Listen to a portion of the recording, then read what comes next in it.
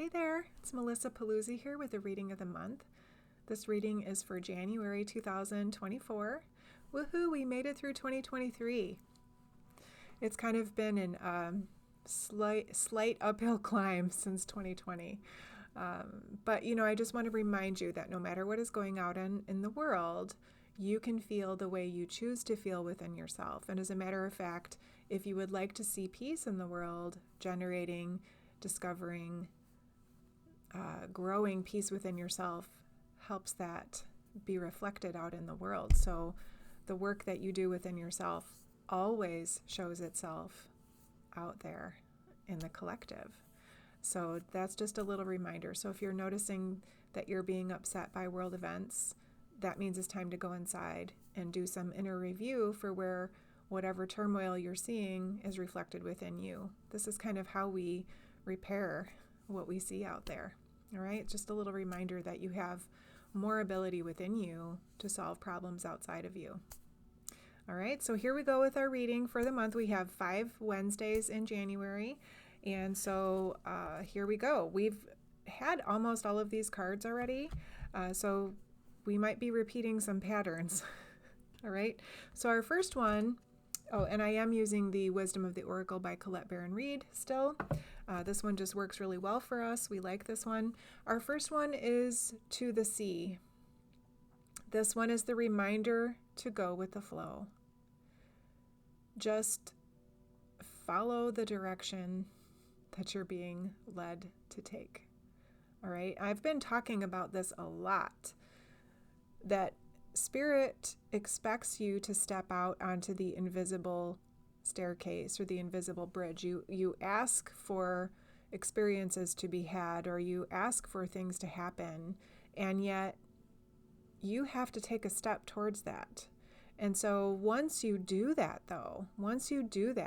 you can hop in this comfortable bathtub and just go with the flow of things.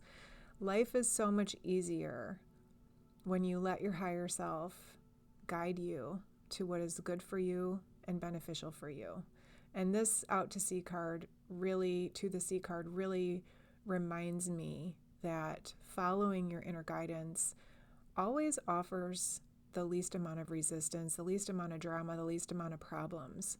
And so if you have trouble doing this, you might want to take some time in meditation, correcting your energy field, enhancing your knowing of how you communicate with your higher self and with Source, so that this can be easier for you. And if you need help with that, I can help you with that. All right. I have many ways.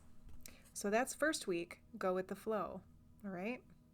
We might have extra water to be dealing with too, now that I think about it. That just came in. Our second week of January is the To Be Fair card.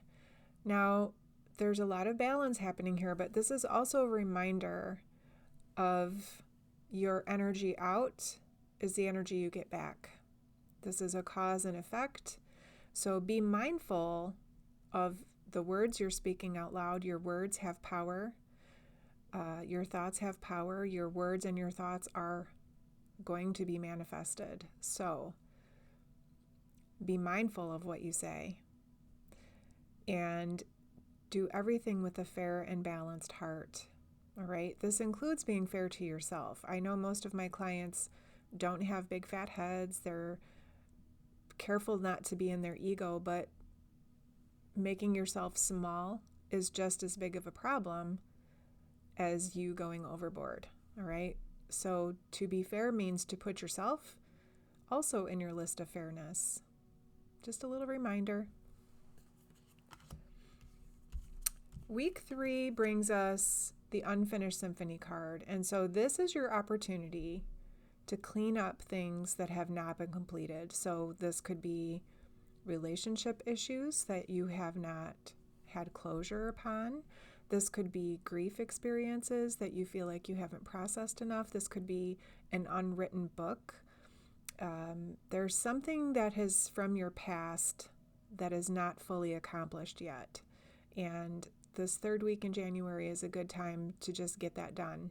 If you have got in the middle of cleaning out a closet and half of the closet is sitting in your room, it's time for you to finish that closet organization. All right. It can be anything, whatever comes to mind when you see this card.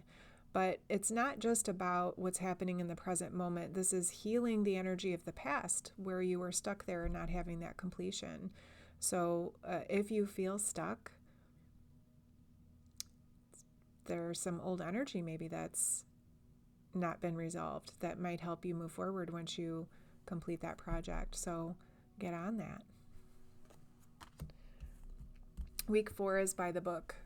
This is about law and the laws of the land, the laws of our state, the laws of the universe, which are actually more important and override anything. So this card is telling us it's not really a time to buck the system. It's not really time to be a rebel about the law. So, be careful. If you're going to speed, you get a ticket, right? So be careful of ramifications of your choices. But this card is about the reminder that universal law overrides everything. So if you see an injustice or an unfairness going on out in the community, be sure that it is going to be rectified by universal laws.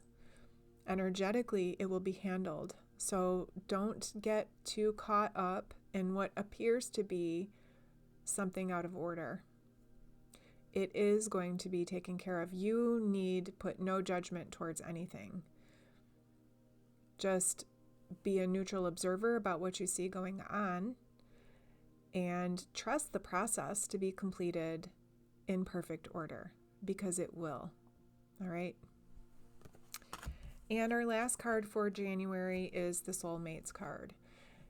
Soulmates can be with you your whole life. Soulmates can come in for a season and leave, but their job is to teach you something, and it is your job to teach them something. Sometimes these are relationships that stay together and are very deep.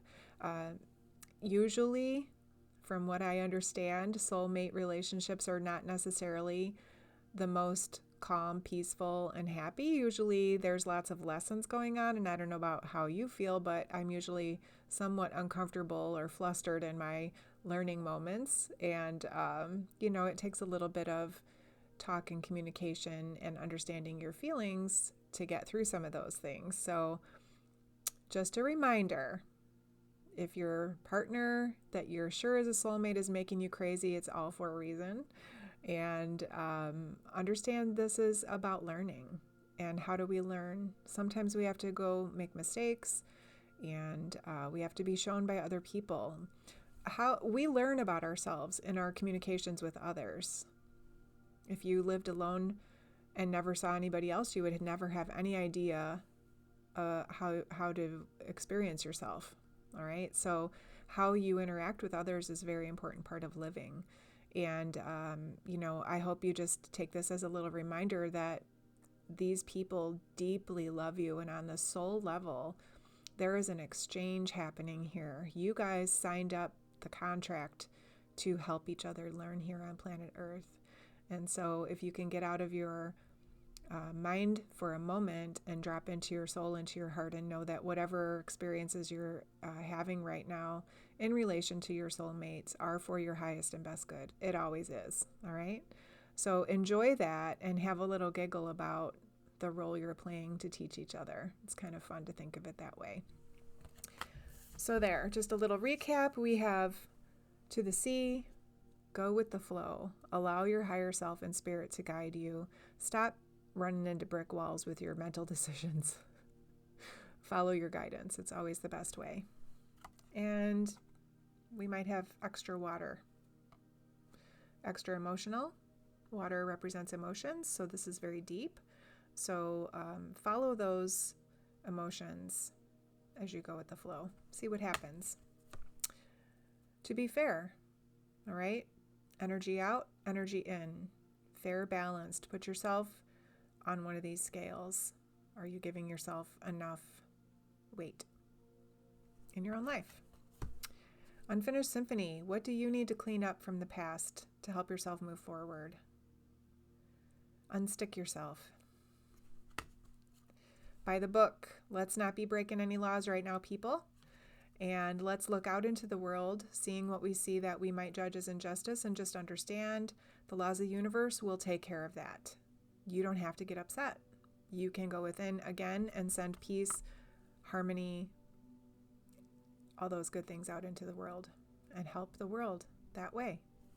And soulmates. Enjoy those relationships that you have with those in your life that challenge you the most and give you the best growth experiences. It really is true love. So I hope you have a wonderful January. I don't have any events currently scheduled, but I am in thought process. This will probably happen in January because it makes sense. I want to have a gratitude and appreciation rampage with a room full of people that really want to generate some amazing energy and begin manifesting the things in their life that they want. And what would it be like to be in a room full of people that are ramping up joy and passion and excitement and energy and love?